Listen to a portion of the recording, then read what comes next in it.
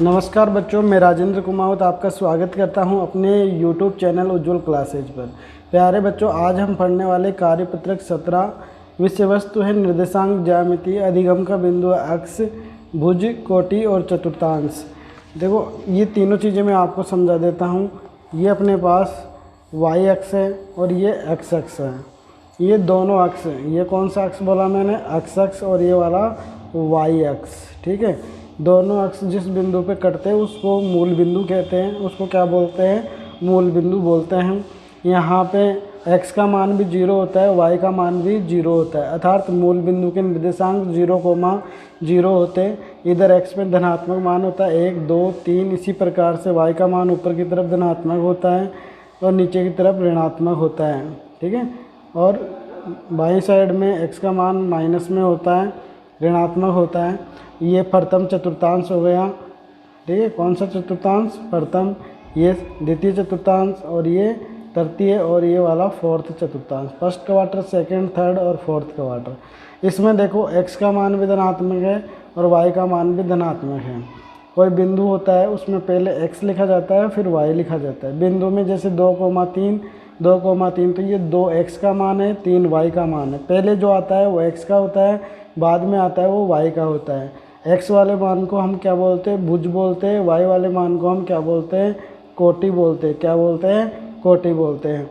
तो इसमें x और y दोनों धनात्मक होते हैं, प्लस प्लस में होते हैं दोनों। इसमें आप देखोगे सेकंड क्वार्टर के अंदर तो ये x वाला मान है, तो ये क्या होता है? माइनस में होता है, और y वाला मान ये है तो ये प्लस में होता है, माइनस कॉमा प्लस में। थर्ड क्वार्टर में देखो, पहले x लिखेंगे तो x भी माइनस है, y लिखेंगे तो y भी माइनस है, तो माइनस माइनस में होते हैं दोनों। इसी प्रकार से इसमें आप देखोगे x किस में होता है? प्लस में, और y किस में होता है? माइनस में होता है। तो आपके पास कोई बिंदु आया -2,3, आपसे पूछेगा ये कौन से क्वार्टर में है, तो x क्या है? माइनस में है, y क्या है? प्लस में है, तो ये इसमें आ गया, दूसरे में आ गया। ठीक है, इसी प्रकार से आपसे पूछ सकता है -2, कौन से में होगा? फर्स्ट, सेकंड, थर्ड, फोर्थ में होगा। तो आपको देखना है दोनों ऋणात्मक है तो दोनों ऋणात्मक इसमें होते हैं, x भी और y भी। तो ये इसके अंदर आ गया। इस प्रकार से आपको पता लग गया। दूसरी बात आपको समझने की है, जो ये x अक्ष है, इस x अक्ष पर y का मान क्या होता है? x अक्ष के ऊपर y बराबर 0 होता है। इस लाइन पर y का मान सदैव क्या होता है? 0 होता है। जैसे आपको कोई बिंदु लिखना है 2,0, कौन सा बिंदु लिखना है? 2, तो x का मान 2 है, y का मान 0, तो ये वाला बिंदु है आपका। कौन सा बिंदु है? ये वाला 2,0 यहाँ पे है। और ये वाली लाइन है जो y अक्ष है, तो इस लाइन पे x का मान क्या होता है? सदैव 0 होता है। इस लाइन पे x का मान क्या होता है? सदैव 0 होता है। तो ये बात समझने की है। दूसरी बात इसमें समझने की है, कोई बिंदु आपको देगा 2,3, आपसे पूछेगा 2,3 की x अक्ष से दूरी क्या है। जैसे यहाँ पे मान लो कोई बिंदु है आपके पास यहाँ पे, तो 2,3 यहाँ पे है, 2,3 यहाँ पे कोई बिंदु है 2,3। इसकी x अक्ष से दूरी पूछेगा तो x अक्ष ये है, x अक्ष से दूरी पूछेगा तो ये क्या हो गई? इसकी हाइट हो गई। इसकी क्या हो गई? हाइट हो गई। हाइट क्या है? ये y अक्ष है। तो x अक्ष से दूरी पूछे आपकी, इसकी क्या पूछे? x अक्ष से दूरी पूछे आपसे, तो आपको y वाला मान बताना है, और y अक्ष से दूरी पूछे तो x वाला मान बताना है। और मान बताने के साथ में आपको चिन्ह प्लस का ही लेना है, माइनस का चिन्ह नहीं लेना है, क्योंकि दूरी कभी भी ऋणात्मक नहीं होती है। तो आओ हम चर्चा करते हैं इस पर। अब आप सभी क्वेश्चनों के जवाब फटाफट दे सकते हो। ग्राफ को देखकर निम्न प्रश्नों के उत्तर दीजिए। आपको ये ग्राफ आपको यहाँ पे दे रखी है। सभी प्रश्न मैं चाहता हूँ कि आपको सही स्पष्ट दिखे। ठीक है, पहला क्वेश्चन दिख रहा है, ग्राफ दिख रही है। चलो अब बात करते हैं अपन। बिंदु O 0,0 क्या कहलाता है? बताओ। मैंने अभी बताया था आपको, क्या कहते हैं इसको? मूल बिंदु कहते हैं। क्या कहते हैं? मूल बिंदु। यहाँ पे क्या लिखोगे? मूल बिंदु। लिख दिया आपने, मूल बिंदु लिख दिया। उसके बाद में देखो बिंदु A 2,0 कौन से x पे है? 2,0, तो 2 यहाँ पे है, y का मान 0 है, तो ये कौन सी x है? आड़ी वाली x अक्ष है। तो यहाँ पे आपको क्या लिखना है? x अक्ष। क्या लिखना है?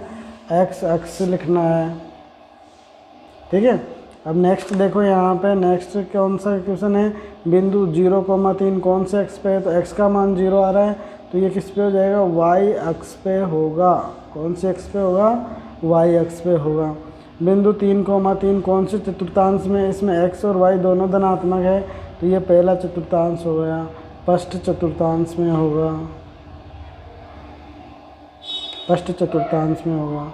बिंदु D -3 -1 कौन से चतुर्थांश में होगा, दोनों ऋणात्मक हैं, तो दोनों तीसरे में ऋणात्मक होते, थर्ड चतुर्थांश में होगा।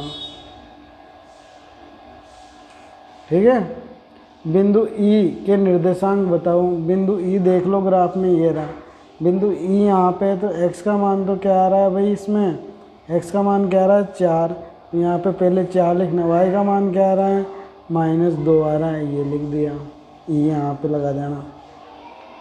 बिंदु F कौन से अक्ष पर स्थित है, F बिंदु देखो, F ये रहा, कौन सा अक्ष है ये, y अक्ष है।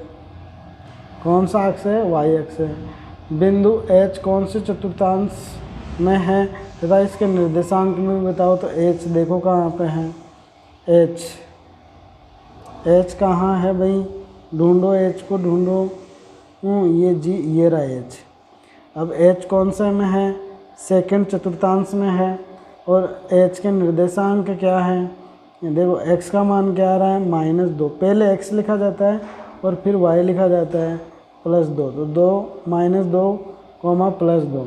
इस प्रकार से आपका कार्यपत्र 17 कंप्लीट होता है। आपको अच्छा लगा है, अपने दोस्तों को चैनल को सब्सक्राइब करवाइए और लाइक कीजिए वीडियो को, और साथ ही अपने फ्रेंडों को शेयर भी कीजिए। धन्यवाद।